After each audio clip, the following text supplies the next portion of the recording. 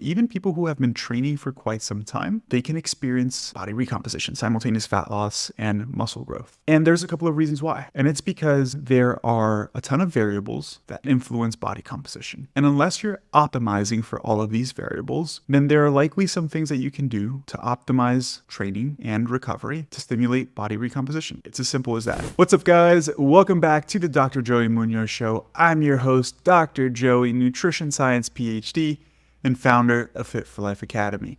On today's episode, we're going to be talking about whether or not it's possible to lose fat and build muscle simultaneously. And if it is, we're going to talk about how to do it, talk about specific strategies around nutrition and training to help you lose fat, build muscle at the same exact time, which is pretty sweet, right? I think we all have some goals around losing some body fat and losing some muscle, and it'd be nice to get both of those done at the same time. And there's definitely some things that we can do. I guess that's a spoiler alert. There's definitely some things that we can do to work on losing fat and building muscle simultaneously. Before we get into the episode, one thing, I usually say this at the end of my episodes, but I feel like a lot of people don't get to the very end, so they don't ever hear this. If you're a regular listener of the show, all I ask is that you please take a second to leave a review and rate the podcast on whatever app it is that you use to listen to the show. You guys don't understand how helpful that is to me. I make these episodes for free every single week. They take a ton of time and effort. And the easiest way that you can show your gratitude is by leaving a review and rating the podcast. And if you're watching on YouTube, just giving it a thumbs up. A comment would be nice as well. And if you have any friends or family that would benefit from listening to the show, feel free to share an episode with one of them.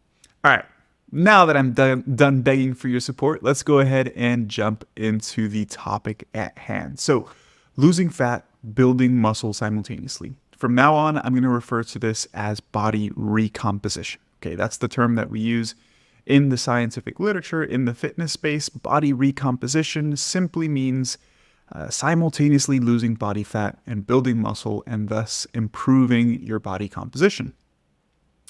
And traditionally or commonly, it's thought that this isn't really possible except for a select few populations, essentially, right? The whole idea is that if you want to lose body fat, you have to be in a calorie deficit, and so you have to be losing weight.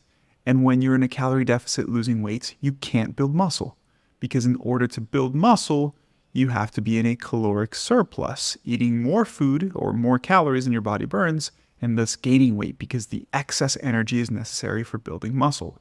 And the truth is that this isn't fully true, right? I think it's pretty well accepted that there's a couple of groups of individuals that can experience body recomposition. Those being individuals who are complete newbies, right? Because lifting is a very novel stimulus, and so they'll gain muscle even if they're losing weight if they've never trained before. And that's very, very well documented in the scientific literature. It's also thought that individuals who have excess adiposity, who are perhaps very overweight or obese, can build muscle while losing body fat simply because they have so much energy stored that it can be used and allocated towards muscle growth. Individuals who use anabolic steroids, not much of an explanation needed there. And individuals who are detrained, which are people who have trained for a long time but have spent some time away from the gym and thus have lost muscle. And so when they come back to the gym, they can experience some body recomposition as well. Now, it's commonly thought that those are the only types of individuals who can lose fat, build muscle simultaneously. And the vast majority of individuals who train aren't able to do so. But this simply isn't true. This simply isn't true. And we're going to talk about why here today. Okay, first and foremost, there's a ton of scientific literature showing that body recomposition is possible even in well-trained individuals. Right? So even people who have been training for quite some time, they can experience, again, body recomposition, simultaneous fat loss, and muscle growth. And there's a couple of reasons why. First and foremost, well, really there's one reason why. And it's because there are a ton of variables that influence body composition. And unless you're optimizing for all of these variables, then there are likely some things that you can do to optimize training and recovery to stimulate body recomposition. It's as simple as that. And we'll go into the specific variables and all of that in this episode. But think of it this way. Things like training, nutrition, sleep, drug use, right? Stress, all of these things influence your body's ability to build muscle, right? Either on the stimulus side, which is training. Training is the stimulus for muscle growth, or on the recovery side, nutrition, sleep, etc., lifestyle, stress. So unless you have the perfect training or train in a way that's optimal, I should say, aka you have optimal stimulus, and unless everything in your life is optimized to have the best recovery possible, then by definition, there are things that we can optimize to improve both the stimulus and recovery from exercise, and thus achieve a certain degree of body recomposition. Okay. And I would argue that the vast majority of the population falls into that category. We all have things that we can improve when it comes to our training, our nutrition, sleep, that will, again, essentially improve the conditions for promoting muscle growth and promoting fat loss and having a leaner body composition, right? So it's not just a select few number of people who can experience body composition. I would actually argue that the vast majority of people can achieve a certain degree of body recomposition if they optimize these variables. And it's probably just a very slight number of people who can't experience any degree of body recomposition. And those would be very advanced athletes, very advanced trainees who are already optimizing every single aspect of their training, who are already optimizing every single aspect of their nutrition, their recovery, sleep, hygiene, etc., right? That's not the vast majority of people. So the good news is that for you who's listening, there's probably some things that you can do to improve your overall lifestyle so that you can experience some degree of body recomposition. Okay, and let's talk about each of these variables individually, because it's going to come down to improving your training, your nutrition, your sleep, and other variables that we'll talk about as well that influence your body's ability to recover from training, and training being the stimulus, right? So if we have optimal stimulus, optimal recovery, if we improve our stimulus and our recovery, then we can improve our body composition. We can lose fat and build muscle simultaneously. So let's go ahead and talk about training first, since training is by far the most important aspect of building muscle and improving body composition, right? Because training is the stimulus. Without appropriate training, you can't improve your body composition. Simple and straightforward, right? Now here's the thing.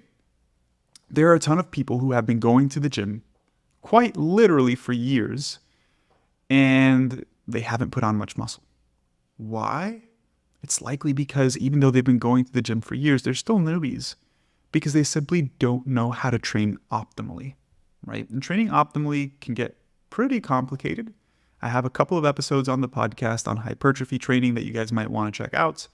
I have one by myself talking about training related variables, going really in depth in them. I'm going to touch on some of these variables here, but not go super in depth in them. I have an episode with Dr. Mike Israetel talking about hypertrophy. I have a episode with Dr. Chester Sikowski talking about hypertrophy. Obviously, I care about building muscle and getting jacked, so I have a ton of episodes on the podcast talking about muscle growth. But in general, if you can improve the quality of your training, you can further improve the stimulus that you receive from your training, which will help you build more muscle, even if you're in a slight calorie deficit losing weight. And we'll talk about nutrition secondarily, okay? So first and foremost, you need to be training with appropriate volume. You need to be training at least 10 to 20 sets per muscle per week. Quite simple, straightforward. You need to be training with appropriate intensity, right? So if you do not push your sets near failure, this is one of the easiest things that you can do to get a better stimulus from training. Simply training harder, right? People don't understand that training for muscle growth is really uncomfortable. It's really difficult. You need to be training very close to failure. I know people will give pushback on this and saying that there's scientific literature that you could train at 3 or 4 reps shy of failure. The truth is that most people who think they train to failure don't actually do so. So when I say train close to failure, I'm talking about 1 or 2 reps shy of failure on most of your sets. Right? You want to be training really hard. It's uncomfortable. It's a skill that you have to learn. It's actually one of the main skills that I work on with most of my clients, because most people who start working with me for coaching or working with some of our other coaches at Fit for Life Academy, don't have this skill developed. And they're like, man, I've been going to the gym for a couple of years and I haven't built much muscle. Why is it? And it's a combination of things, but intensity is definitely an important variable to optimize for.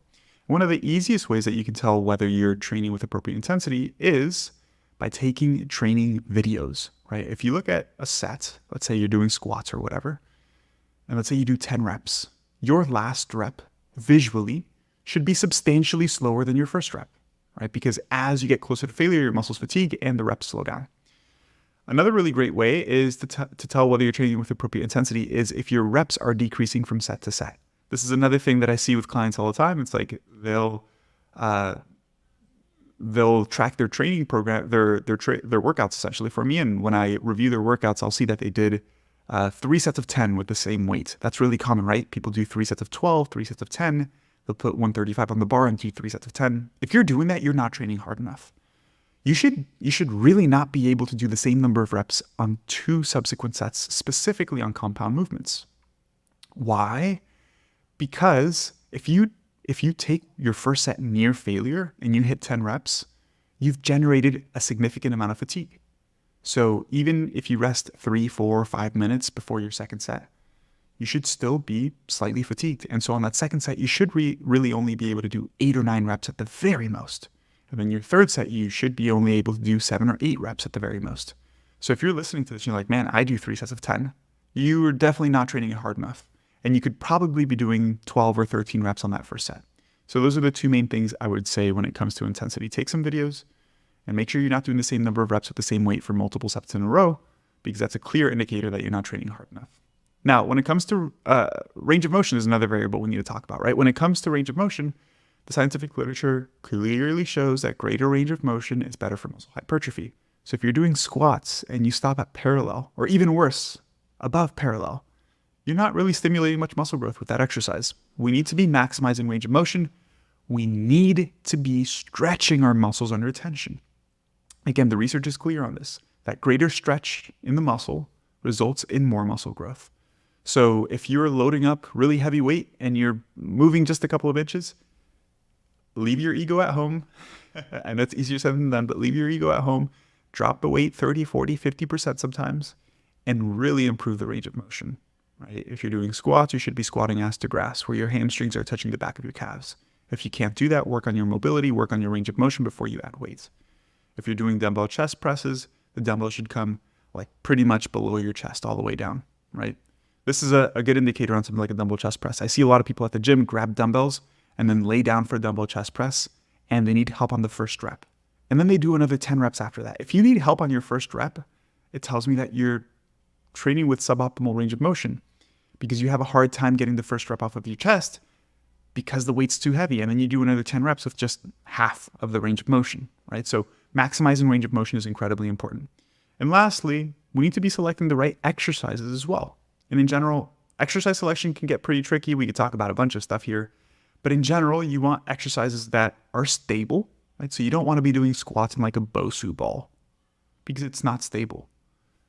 Exercises that are not stable don't allow you to produce maximal force.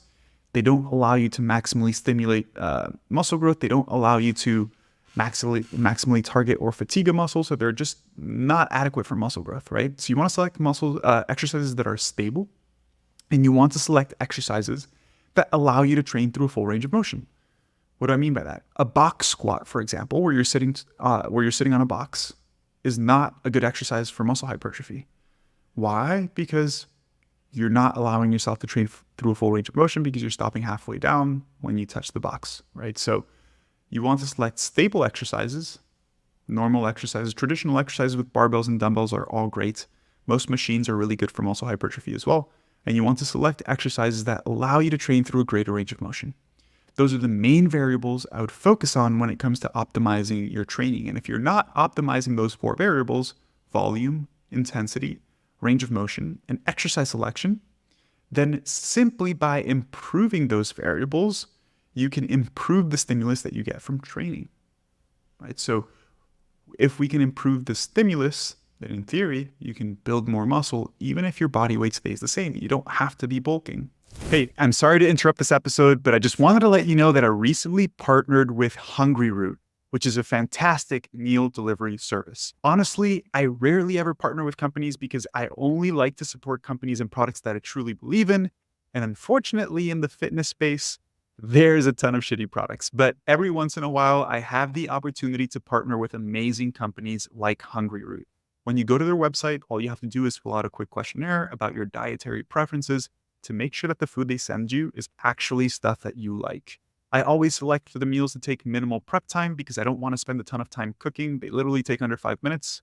And I choose the high protein option for the gains, of course. What's cool is that they also send you specific recipes to make with the ingredients that they send you to make sure that nothing goes to waste. I really appreciate that because I can't tell you how much stuff we throw out in our house. If you're looking for a convenient, healthy, delicious, and affordable food delivery service, make sure to check out Hungry. You will not be disappointed. The link to their site will be down in the description of this episode. And they've been kind enough to support my podcast and give you, the listener, 40% off of your first order by using the code JoeyMunoz40, which will just be automatically put into your cart when you use the specific link that's in the description of this episode. All right, let's go ahead and get back into the podcast.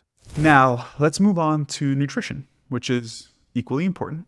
And there are a ton of things to talk about here. So when it comes to nutrition, there are some variables to optimize for as well.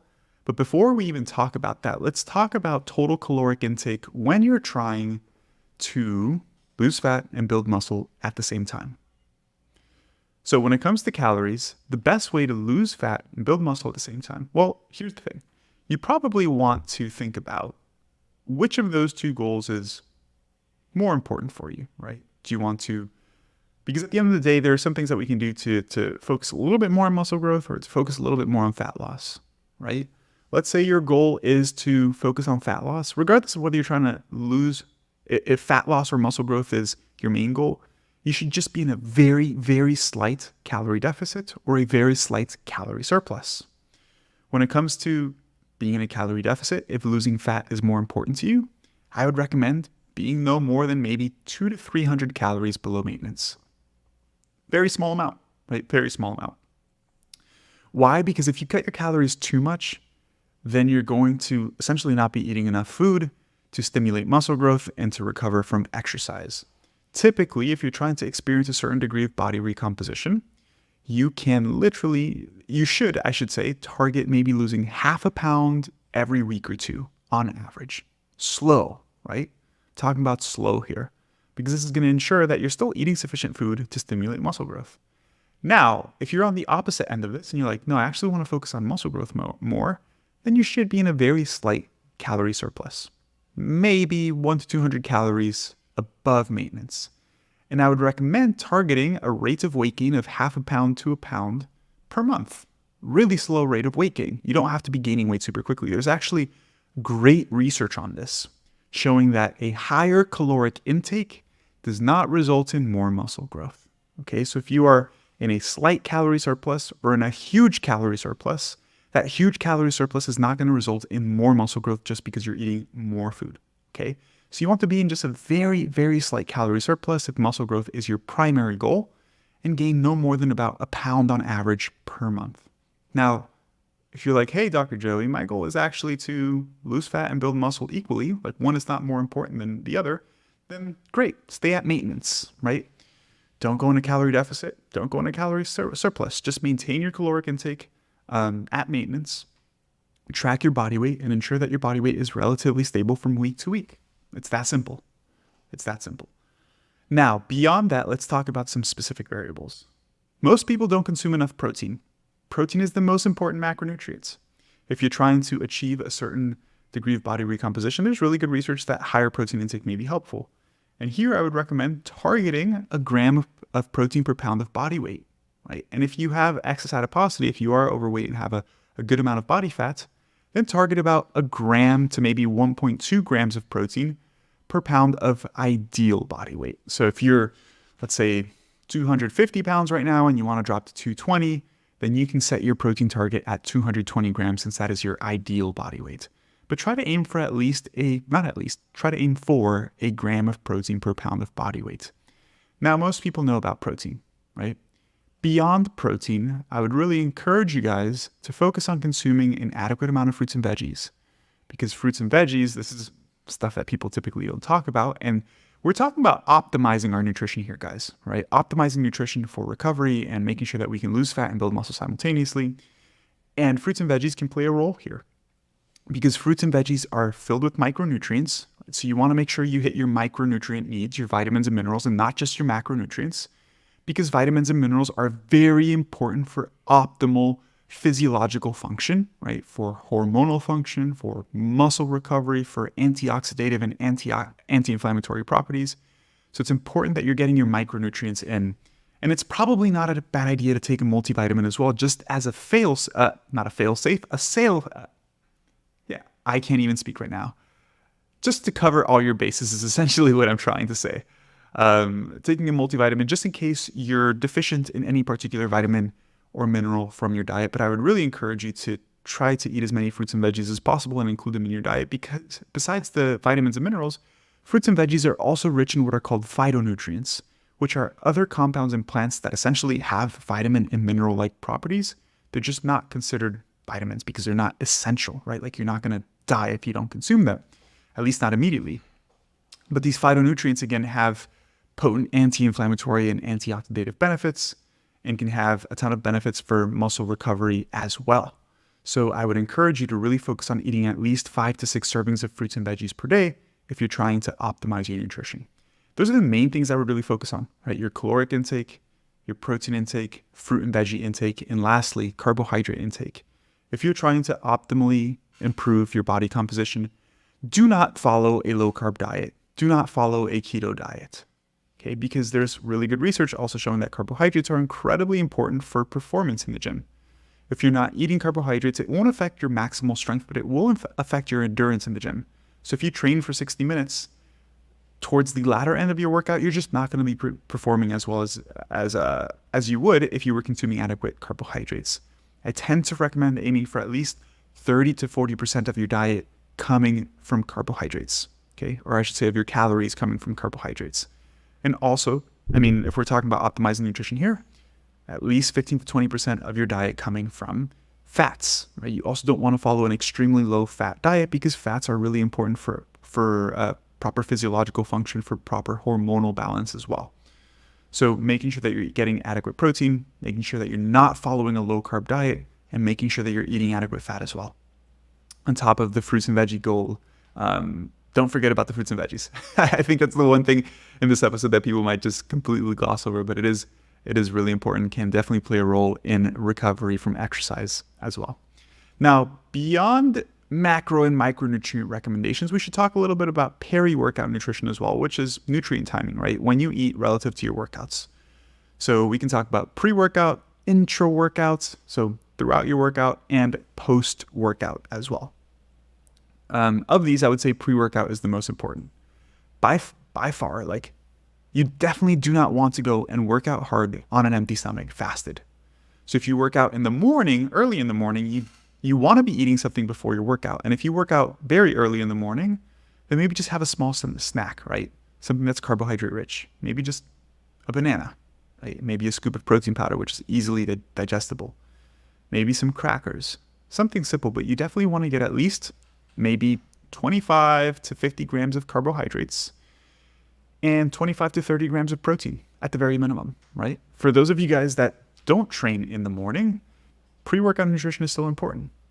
I would recommend having some food within an hour to an hour and a half before training. I typically train around 9 in the morning. I have breakfast around 7:30. So I have a pretty big meal an hour and a half before training. You definitely don't want to go train if you haven't eaten in 4 or 5 hours. Obviously, every once in a while, it doesn't matter. But in general, you want to make sure that you're properly fueled for your training. And again, that pre-workout meal should be carbohydrate and protein rich. If you're eating an hour to 90 minutes before your training, it could just be one of your normal meals, your breakfast, your lunch, a nice big meal. If it's been some time since you've eaten, definitely have a snack before training. Again, I think a piece of fruit and a scoop of protein powder is a perfect snack pre-workout if you haven't eaten in a couple hours and you're going to go train in 30 minutes or so. Okay? Intra-workout. This is probably the least important. Most people do not need to be consuming any sort of food throughout their training, period. I would say the only people that need to focus on intra-workout nutrition are individuals who train for a very long time. Let's say you're working out for 90 minutes or longer. And if you're in a calorie deficit, it can be helpful too, right? If you feel that you're starting, if you get gassed towards the second half of your workout, then having some simple carbohydrates throughout your workout can be helpful, right? Sipping on some Gatorade, for example. I would get some Gatorade and water it down and just take some sips. So you're getting some simple sugars to make sure that you're performing optimally in the gym. And again, obviously accounting for those calories, but in general, most people do not need to focus on intra-workout nutrition. And lastly, we have post-workout nutrition. I know a ton of people say that post-workout nutrition doesn't matter and you don't have to have a protein shake and all of this. And yes, the scientific literature says it's not that important, but here's the thing. Consuming food after your workout is going to stimulate recovery, right? And if we can stimulate recovery as quickly as possible, it's definitely not a bad idea. Again, guys, we're talking about optimizing variables here to optimize body composition and be able to lose fat and build muscle simultaneously. So if you can prioritize having some protein, having some carbohydrates after training, then that's going to be ideal, right? So personally, for breakfast, I typically have 4 or 5 whole eggs. I typically have some Greek yogurt. I have some fruit on the side or some oatmeal. I have a pretty big breakfast. An hour and a half after, I go train. And then I get home usually around 11 in the morning. And I have typically 2 scoops of protein powder and a banana immediately after training. Right? So that's my post-workout nutrition, I should say. And then I don't have lunch until like 2 hours after that, around 1 p.m. So that's my general post-workout meal. I definitely recommend, if you're planning on having like lunch immediately after your workout, that's fine, right? If you're having a big meal immediately after training, that's fine. But try to prioritize eating in as close proximity as possible to the termination of your workout to stimulate recovery as quickly as possible. You definitely don't want to eat or you definitely don't want to train or be done with your workout and spend 4 or 5 hours without eating. That's not optimal, okay? And I'd say those are the main things to focus on when it comes to nutrition, guys. Again, to recap, if your goal is more towards fat loss, be in a slight calorie deficit, slight. If your goal is more towards muscle gain, be in a slight calorie surplus. And if you want to target both equally, stay at maintenance. Make sure you eat adequate protein. Make sure you eat adequate carbohydrates and fats. Make sure you get 5 to 6 servings of fruits and veggies per day. And make sure you are prioritizing your pre-workout nutrition and your post-workout nutrition. Now, we've talked about the 2 heavy hitters, right? We've talked about training. We've talked about nutrition. Those are the 2 main things people think about. But there are other things that are also really important to talk about, guys. Sleep is one of them. Okay. There is really good evidence showing that sleep restriction, just to summarize, is horrible for body composition. Okay, so sleep restriction can influence things like your testosterone levels, and we know how important testosterone is for building muscle. It can impact your ability to recover from training. It can obviously impact your performance in the gym as well. So if you're not performing well, you're not recovering well, your testosterone levels are low, that's not good, right? Most people can see significant improvements in body composition by simply improving their quality of the sleep. It's that simple. Now, how do you do that? That's more difficult. And if you have clinically diagnosed sleep issues, then this is a completely different story. But most of us have very simple things that we can do in our home to improve the quality of our sleep, and we'll talk about those. I also wanted to mention that there's really good data showing that when people are in a calorie deficit losing weight, if they are sleep restricted, they lose more muscle. Right? So obviously when we're losing body fat, we're getting leaner. We don't want to lose any muscle, right? We want to ideally build some muscle if possible and lose some fat, right? Now, the truth is that when you're sleep restricted, even if you lose 5 pounds, even if you lose the same total amount of weight, you lose less fat mass and you lose more lean mass. Not good. So just painting the picture of how important sleep is here. Now, what are some things that we can do to improve sleep? And it really comes down to improving our sleep hygiene, or the things that we do around sleep. First and foremost, I think it's really important to create routine. Go to sleep at the same time every day. Wake up at the same time every day, or at least do the best you can to do those things. Prioritize those things, guys. I've had issues with sleep my whole life. and I've found the routine that works for me. I don't like laying in bed unless I'm going to go to sleep, right? Laying in bed is my signal to my body that it's time to go to sleep. So I tend to watch a little bit of TV before bed. I watch TV in the living room, and at 9:30, I'm done. At 9:30, I turn it off and I get into bed. And I get into bed with no TV on, and I force myself to go to sleep. And when I do that, I can go to sleep pretty quickly, within 15, 20 minutes. So before 10 p.m., I'm typically asleep. And that's my routine. That works for me. So I encourage you to find a routine, find a schedule that works for you, and stick to it, because that's going to be the most powerful thing for improving your sleep quality. Now, beyond that, you definitely don't want to be looking at brightly lit screens, ideally like an hour before bed, but realistically, I mean, that's not realistic for a lot of people, maybe 30 minutes before bed. This is why I turn off the TV at 9:30 and I go into my room and lay down, right? And you definitely don't want to be doing activities that are very stimulating. So like scrolling through social media, not a good idea. Scrolling through social media before bed, not a good idea. Put your phone somewhere else, right? Like I put my phone on the headboard of my bed because I don't really struggle with that. Like I don't scroll through my phone, but if you do scroll through your phone, leave your phone in another room or put it on your dresser, put it somewhere where you can't just grab it, right? Besides that, definitely no screens at least 30 minutes before bed. I would also encourage you to have a dark room, right? Light and temperature are really important. So if you have lights on in your room, a TV on, for example, it's going to make it more difficult for you to get really good sleep. Temperature is also really important as well. Why? Because our bodies actually need to drop. Our core body temperature needs to drop in order for us to be able to fall asleep. And so if your room is hot, I'm sure you guys know this, if your room is hot, it's really hard to go to sleep. But in general, you want to set the temperature below 70 degrees Fahrenheit. Right? Set the temperature below 70 degrees Fahrenheit. Make sure your room is pitch black. Make sure there are no lights. Avoid any sort of lights 30 minutes or so before you're going to go to sleep. Don't be on your phone. Don't be watching movies that elevate your heart rate, right? I like to watch things that are pretty lighthearted or comedic before going to bed because it doesn't make my adrenaline rush. And these things are definitely going to help you improve your sleep.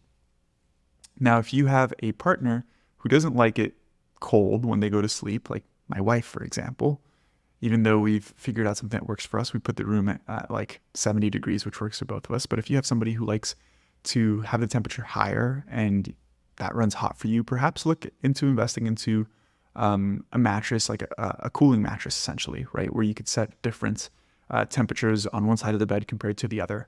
I don't have any affiliation with this company, but Sleep8 is a really popular one. That's Sleep8, EIGHT. They have mattresses that allow you to cool one side of the mattress and, well, you could set temperatures for different sides of the mattress, essentially, so that you can have the temperature that you need to be able to fall asleep, okay? So sleep hygiene, incredibly important. Set a routine that works for you. Don't be looking at your screens 30 minutes or so before sleep. Go to sleep and wake up at the same times. Have a cool, dark room. Those things are going to be incredibly beneficial.